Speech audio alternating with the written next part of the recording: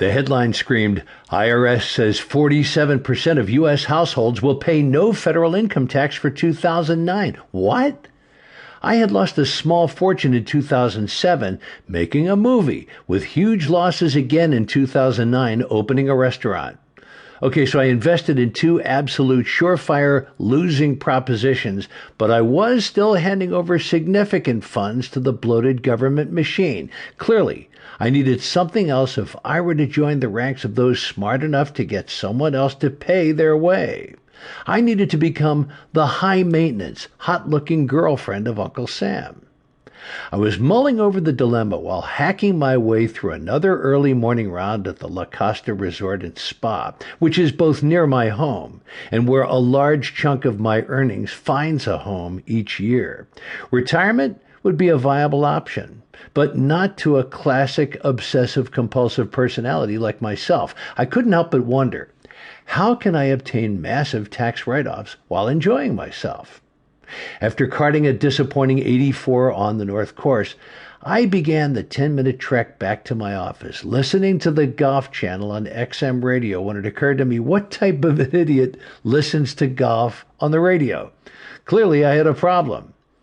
So what? I have plenty of other issues. The radio hosts were rehashing the recently completed Masters. You may remember the battle of good versus not so good. Phil winning another major in Tiger's return to the tour after a brief exile following some Thanksgiving night shenanigans. As a longtime Mickelson fan, I had been gloating to the Tiger apologists since Sunday. The 2010 Masters was a fantastic event, won by someone I don't know over someone I don't care to know, but it was not going to help me with my tax issues. What I needed was another junket to Pebble Beach. A $500 round on the best golf course in the world would not help my tax issues or my pocketbook, but it would bring me 5 hours of peace. Note the recommended pace of play is 4 hours and 15 minutes. If only I could write off the trip. And then it hit me. Send to ps@myaccountingfirm.com. Subject, personal taxes, do not want to pay. P.S. Don't laugh. I have decided it is imperative that I play the 100 best golf courses available to the public in the U.S., probably a 5-year ordeal. Middle of Nebraska and North Dakota are on the itinerary. It is my intent to document the travels and write a book. Can I deduct my costs, i.e. travel, food, green fees, etc.? Thanks, Paul L.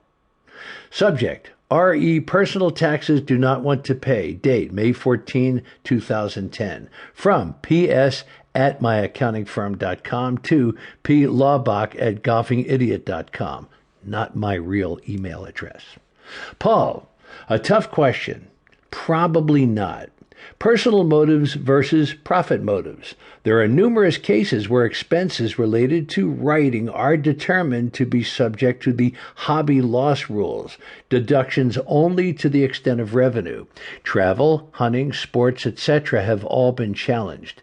Since you are not a published author, and it will be 5 years before the book is completed, it would be very difficult to show a profit motive. However, that does not mean that you shouldn't keep records just in case. P.S. Subject, R.E. Personal taxes do not want to pay. Date, May 14, 2010. From p.laubach@golfingidiot.com to ps@myaccountingfirm.com. P.S. Thanks for your quick response. I will take that as a yes. Hopefully, I will only be billed for 1/10 of an hour. I need to eat tonight. My understanding is that a hobby is an activity you enjoy. I can categorically state that I seldom enjoy golf. That would require shooting a score in the low 70s, but rather I am addicted. Seems like I should also be able to deduct my costs as treatment for my addiction, since I am hoping to kick the habit by running out of money. Paul L. Subject, R.E. Personal taxes do not want to pay. Date, May 14, 2010. From ps@myaccountingfirm.com to p.laubach@golfingidiot.com. Paul, get a new accountant, you cheap bastard. P.S. Okay, I made up that last response. Since my accountant did not categorically say no, I am optimistic that we will find a way to make this work. Saving taxes and golfing the top 100 courses, the thought makes me giddy. To keep listening to this audiobook, I've left you a link in the description so you can do it at no cost thanks to Audible's 30-day free trial.